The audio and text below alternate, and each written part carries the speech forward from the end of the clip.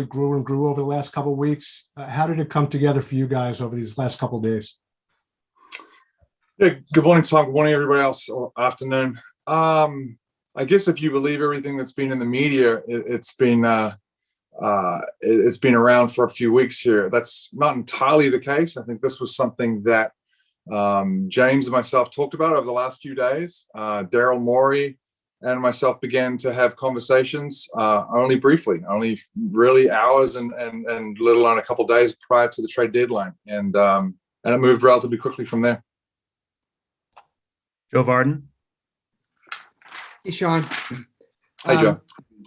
So with Ben, as we know, the stated reason from his team that he didn't play for the Sixers this year is that it had a lot to do with his mental health, which of course is a sensitive topic. But if that's the stated reason why he didn't play, did you feel like you had to go through something to make sure he'd be well enough to play for you? And what did you do to make that determination? Yeah, look, I've only had one conversation with two conversations with Ben now, which was last night outside once the trade was complete, and then this morning when I saw him doing his physicals. And like all players, you're here to support them. You know, it's everybody's going through different things in their lives outside of basketball, and we're here to support Ben. We're here to support obviously our entire group, entire organization. All I can tell you is he was ecstatic about the circumstances that he was walking into, and so are we. We're thrilled to get him on board, and we'll be here to support him, and from a physical standpoint, from a mental standpoint, and get him engaged and get him around our group. And I think that's cathartic unto itself. You know, when you have a guy who obviously needs, you know, everyone likes their arm around each other and a hug every now and then and support and so forth. And I think that's what we're gonna go into this situation with arms wide open, support him, support the new players to our team, and get them together. Peter Body. Hey, Sean. You guys went all in on acquiring James Harden about a year ago. Traded a lot of assets for him. When did it become clear to you that he wanted out? And also, what's your emotion about his decision to not want to be here? Is it, you know, as you went through this process these last couple of weeks? Yeah. We went don't make no bones about it. We went all in on getting James Harden and inviting him into the group, and these decisions to move on from a player like that, of that caliber, are never easy ones. So, you know, I just want to be clear that this is not something that you think, great, let's just make a split decision and move on from that. I think I give James a lot of credit for having open dialogue, open discussions with me and with the group, you know, Steve and Josiah and everybody, you know, over the last, 24, 48 hours. And again, I say they're not easy, but I think that's something we pride ourselves on, is being open and honest. And James was honest with us, and we were honest with him. And I think it's a move that enables him to have a fresh start, enables this team to have a fresh start without trying to push things to make things work. You know, if we realize like this is not going to work, short term or long term, then it's time to sort of say, for both parties involved, you know, this is better off. Tim Bontemps. Hi, Sean. To that point, in those conversations, what was the reason stated that things went the way that they did, in terms of James deciding that, it would be better for him to play elsewhere, and for you guys deciding that it would be better to acquiesce to that, as opposed to, like you said, trying to go past the deadline and make things work going forward with him in Brooklyn? Yeah, no, fair question, Tim. I think with this, there's a lot of those conversations that obviously have to remain private, as you would respect, and everybody understands it. And if James wants to allude to those decisions and speak for himself, obviously totally happy for him to do that. I think it's just a feeling. It's a feeling when look, this is not working, whether it's on the court, off the court, for a variety of different circumstances. Again, I give James credit for being open, upfront, and honest. And again, like that's the way this organization has prided itself on. And it's not like neither side did not want this to work. It was more a sense of like, look, this is the right time, and it's the right thing to do is to move on now. And James has been upfront from day one, was, the clock is ticking for him. He wants to win a championship, and we do too. And if he feels like this was not the right place to win a championship, and we felt like we could continue with our goals of being that last team standing, by making a trade, that's why we made the deal. Ian Begley. Hey, Sean, thanks for doing this. No problem, man.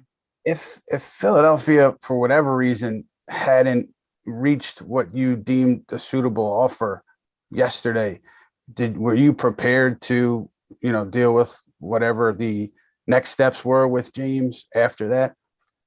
Yeah, 100%. I think you have to. In any sort of circumstances that you're forced to make a tough decision, you have to look at all the different outcomes. And one of those outcomes would absolutely have been like keeping James here and seeing what that looked like over the next few months before July.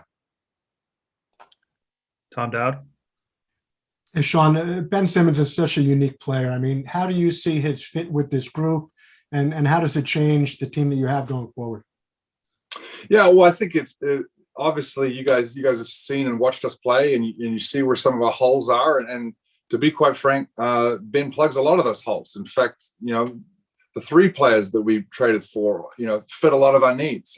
You specifically asked about Ben, but the size, the elite defense, the elite passing skills, the finishing at the rim, all the things that we need, the transition play, all the things that we've sort of been short on, to be quite frank, over the course of this last year. I think we're looking forward to Ben coming in and trying to fill those roles.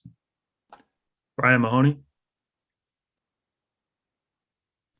Yeah, Sean, this was sort of looked at as, you wouldn't do this deal unless you knew James was not going to stay long term. Did it ever get to that point where that was expressed to you? And, how much, if at all, did the last 8 or 9 games factor into you thinking, even if James does want to stay, I'm not sure this team is good enough anymore? Yeah, fair questions. I think, it's not just 8 or 9 games. You look at the whole thing in its entirety. And that's probably one of the most frustrating things that we've had to deal with over the course of the last, year since James has been here. Is just, to be quite frank, the big three, quote unquote, haven't had, significant time to play together for a variety of different circumstances. So I think the frustration is more in that than what's happened over 8 or 9 games. Obviously it was not, and currently still isn't trending in the right direction, but we're not going to make a decision off of 1 or 2, 5 games or whatever it may be. The sample size has to be bigger. And at that point, we sitting here saying, look, we've seen enough on both sides. And, we obviously thank James immensely for what he's done. I mean, let's be honest, he's come in here and set all kinds of Brooklyn Nets records in such a short time. So he's a hell of a player without a doubt. And again, I say it's these are not easy decisions, but we're very grateful for what James has done over his short time here. But at the same time, adding these 3 players, Seth, Andre, and Ben, help us in needs that James doesn't fulfill. Howard Beck.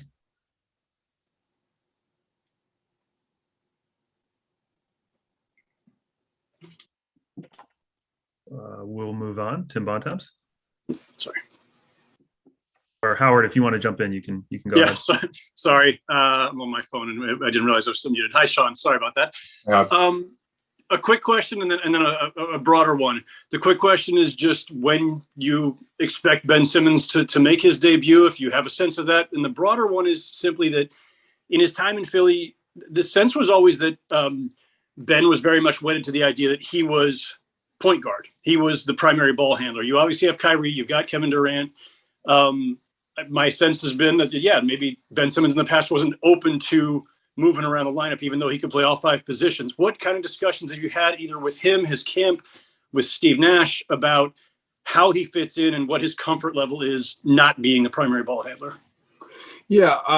For the first one, it's probably too early to tell exactly when Ben's going to be on the court, since he's currently doing his MRIs and physicals and getting signed off on that. So until we've seen him and seen the physical shape he's been in, and we're not going to put him out on the court where it'll be detrimental to 1, his health, and 2, just the sort of the camaraderie that can be built within the team. So we got to get him a few practices and so forth as first, and just see where he is physically and go from there.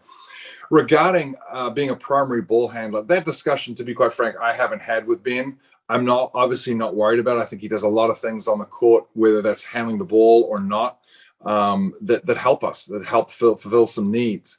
The luxury we have is we have several players that could serve a role as a primary ball handler. So, you look at that, and Steve and I have had these discussions, and we're certainly very excited about the pace with which Ben can bring to the team the defensive ability, the ability to guard arguably 1 through 5 positions if need to be, the elite passing ability he has, the finishing at the rim, getting into the paint and finishing. So those are some things that we're excited to see, let alone obviously he can get the defensive rebound and push the break and lead the break. He can also be out on the wing running the lanes. So it gives Steve some other weapons to use out there, and that's going to be exciting for not only Steve but Ben and the entire group.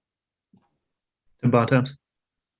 Hey again, Sean. I totally appreciate where you're coming from in terms of not wanting to share private conversations. But that being said, you mentioned the frustration that obviously comes with the fact that you guys have only had the big three on the court, I guess, for 15 or 16 games total. Is any part of what's led to this sort of the uncertainty that's gone into the situation with Kyrie this year and him not being with the team for a couple of months, and now still because of the mandate only be able to play in road games, in terms of causing some of that uncertainty to build up within everything that's going on? Yeah. Look, I don't want to speak for James on that. That was never, explicitly expressed from him. I think the most frustrating person in this whole thing is Kyrie. I mean, Kyrie is frustrated with the fact that, he's not able to be out there. I mean, all our conversations have been like, I want to be there. I want to be around the team. He's obviously hoping for things to look different in the future here, and for him to be able to participate in home and road games. So, again, there's a factor of a few things. It's, I wouldn't be, I probably wouldn't be honest myself if I thought we weren't all frustrated with the ability that they couldn't be together on the court at one time. And that being one of the reasons, sure. Another is obviously injuries. We've seen Kevin have injuries. We've seen James have injuries, so there's a lot of factors going in there of, unfortunately, why we haven't seen those three together. Adam Zagoria. Hey, Sean, thanks for doing this. Pleasure, Adam. Kyrie remains optimistic, hopeful that the New York City rules are going to change and he's going to be able to play.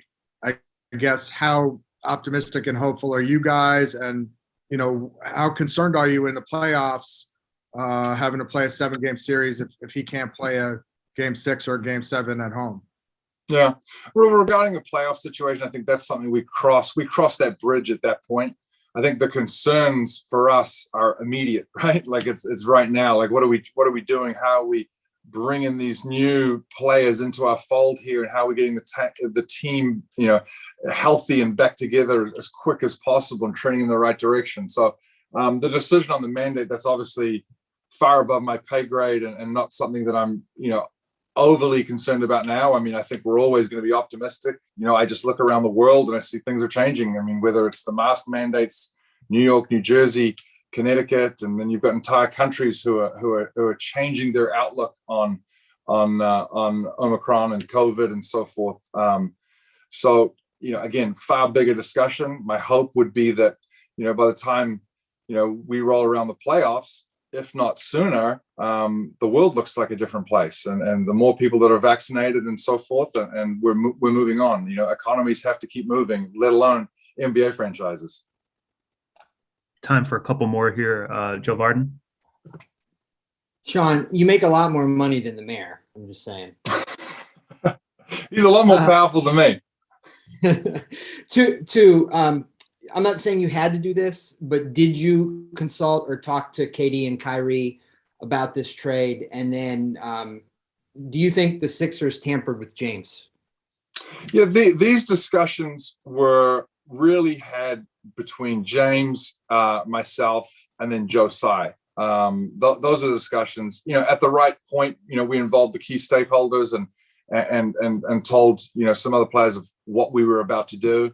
But again, this decision was predominantly myself and James, in a room having these discussions. Joe Tsai was obviously involved when you're making moves of this magnitude. Sorry, what was the last question? Yeah, the second part of that. I mean, do you think the tampering. Sixers?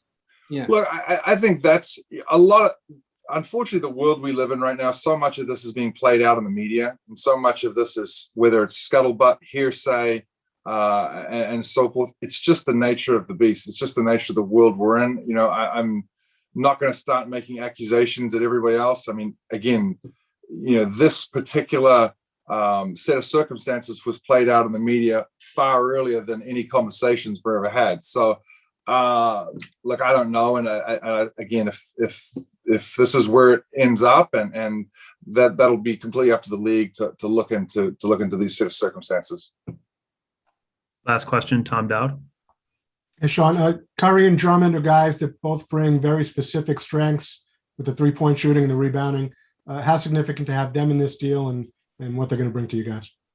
Yeah, absolutely. Like I said, Tom, those are honestly deficiencies in the roster right now, deficiencies in our play. And I think we can all see that we need them. We need somebody who can clog up the lane, who can, grab those rebounds. And Andres, we've watched him throughout his career. He's only 28 years old. So, he's had a long career already, but we're excited about getting him and adding that depth to our roster. You can never have enough shooting. So obviously we've been short on a couple of shooters here, with guys being out with their injury and the likes. So, adding Seth to this group, and, he's made shots on the biggest stage. So we're certainly excited to have him in the group. And I know our coaches are excited to add all three to the group. Thank you, Sean. Thank you, everyone. Thank you, guys. Enjoy the weekend.